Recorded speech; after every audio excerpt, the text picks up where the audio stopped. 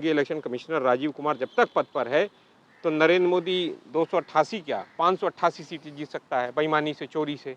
और महाराष्ट्र के लोग छत्रपति शिवाजी महाराज के वंशज हैं। वह कभी भी अपने ऊपर किसी दूसरे की सत्ता स्थापित होते हुए कभी स्वीकार नहीं करते। भाई मोदी मीडिया, मोदी आयोग, मोदी ही चुनाव आयोग है, मोदी ही मीडिया है, देश में मोदी ही है और तो कुछ चल रहा है। सरकारी वाहनों का दुरुपयोग कराया जा रहा है कि भारतीय जनता पार्टी का पैसा इधर से उधर ट्रांसफर हो रहा है। यहाँ तक पुलिस की गाड़ियों का दुरुपयोग कराया जा रहा है, केंद्रीय एजेंसियों के गाड़ियों का वो किया जा रहा है, इंडियन ऑयल का, बीपीसीएल का, बहुत सारे और हैं। दिन भर मोदी मोदी करते रहते हो। मोदी के अलावा भी देश में कुछ है कि नहीं? सर्वे का आधार क्या है?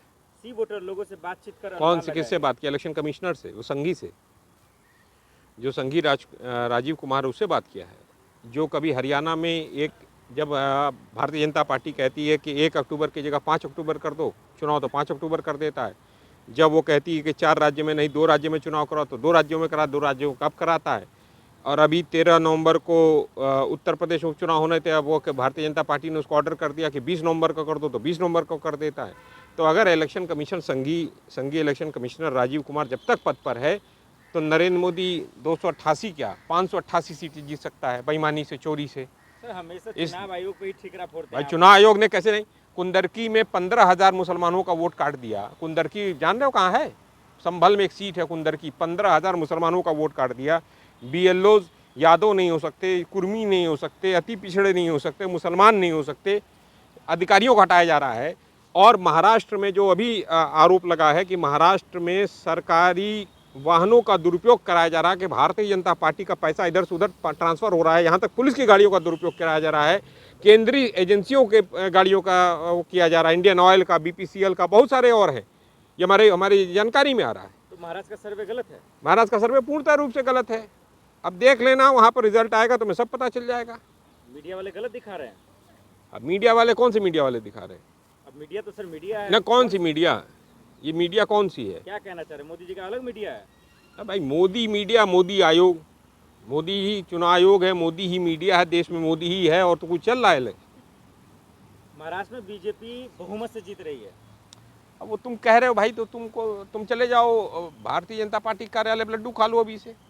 तो यहाँ के वो हमसे सवाल पूछ रहे हो? नहीं, एक नाथ शिंदे, देवेंद्र फडणवीस, तमाम लोग एक नाथ शिंदे के खिलाफ वहाँ पे अनरेस्ट है, असंतोष है, देवेंद्र फडणवीस के खिलाफ असंतोष है, भारतीय जनता पार्टी की सरकार के खिलाफ, गद्दार जो वहाँ से भागे हुए हैं शिवसेना से, उनके खिलाफ है। तो कहाँ पर तुम्हें लग रहा है कि वहाँ पर भारतीय जनता पार्टी के पास जो है वहाँ पर वोट आ रहा है? ये बताओ मुझे। किसान वहाँ परेशान है, महंगाई से लोग परेशान है, त्रस्त हैं, कहाँ पर वोट है बताओ मुझे। लेकिन महाराष्ट्र में लगातार इस बार जो मुद्दा बिल्कुल बदला हुआ दिखाई दे रहा है। कैसे मुद्दा बदला हुआ है? क्योंकि एक तरफ जो किसान वहाँ पर सूखे से त्रस्त हैं, किसान आत्महत्या कर रहे हैं। मुद्दा ये है वहाँ पर, जाके देखो ना, जाके देखो कि कपास की कीमत भी मिल रही है कि नहीं मिल रही है। अरे हर जगह कह रहे हैं कमल खिल रहा है, मोदी लहर फिर से शुरू हो चुका है महाराष्ट्र से। भाई तुम लोगों को मोदी फोबिया हो गया है, दिन भर मोदी मोदी करते रहते हो। मोदी के अलावा भी देश में कुछ है कि नहीं है? उन्होंने कहा जो हमने कामकाज किया वही कामकाज के आधार पर वोट मांग रहे हैं।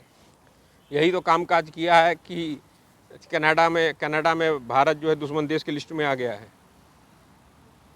यही काम किया है ना कि कल जो है पुलिस ने पकड़ लिया हिंदुस्तान के लोगों को।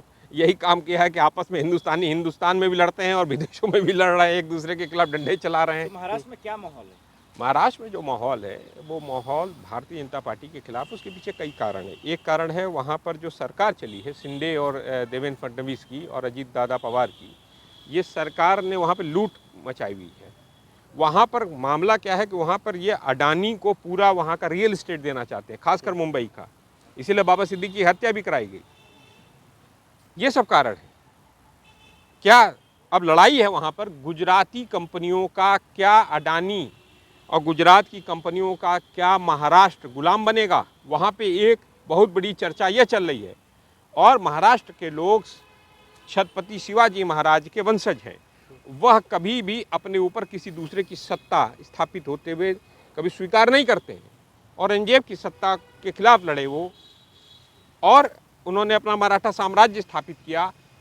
और मैं आपको बता दे रहा हूँ कि शिवाजी ने 3 बार सूरत पर हमला किया, उसका बदला ये ले रहे हैं ये जो 2 गुजराती हैं। ये समझो आप।